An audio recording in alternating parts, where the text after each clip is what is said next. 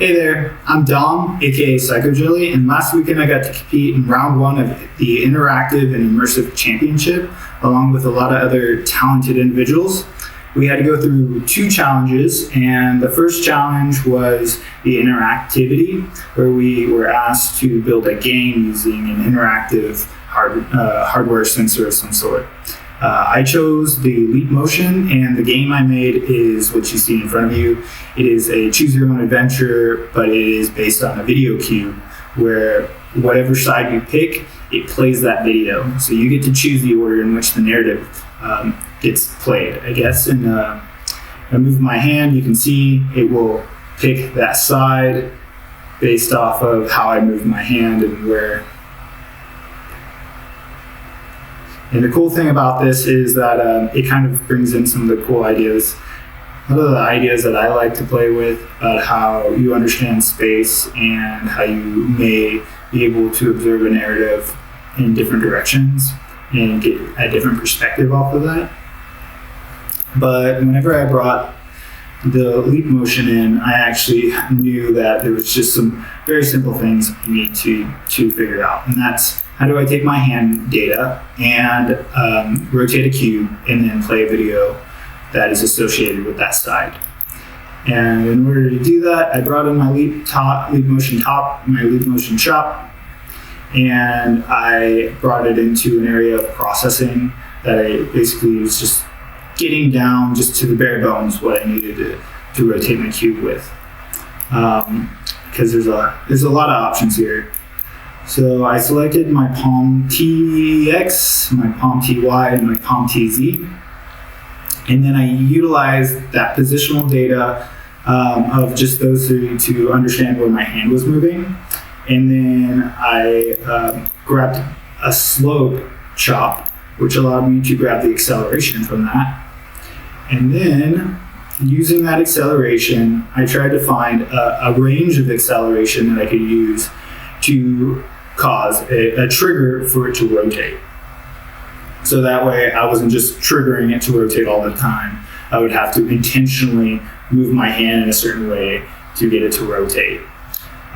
Using that data, I scaled it down. I used a logic to create the boundaries in which that slope triggered things, and then I used a trigger to fire that off.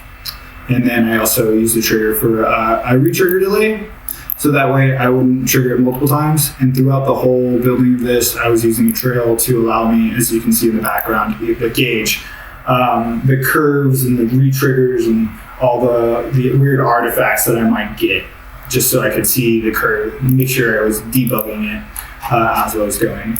And I built this first, trying to get it really just functional, and then I brought the data in my visualizer, and then I went back and started fine-tuning the processing part to it once I got everything rolling. In the visualizer aspect, I wanted to rotate a cube, so I had to bring in, first I brought in those numbers, create a count that just counted over and over and over again each rotation. Then I smoothed that out using a lag, and then I multiplied that times 90 for a rotational value. So every time it rotates, it adds another 90 degrees to each side, and I'm using that reference right there.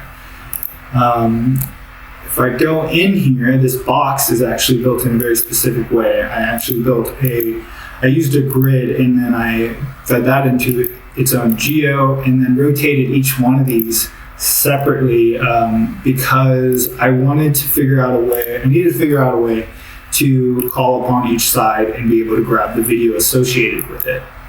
So what I did to do that was I attached a separate video texture for each side, and then had each one of these numbered the same as I have my nulls numbered here.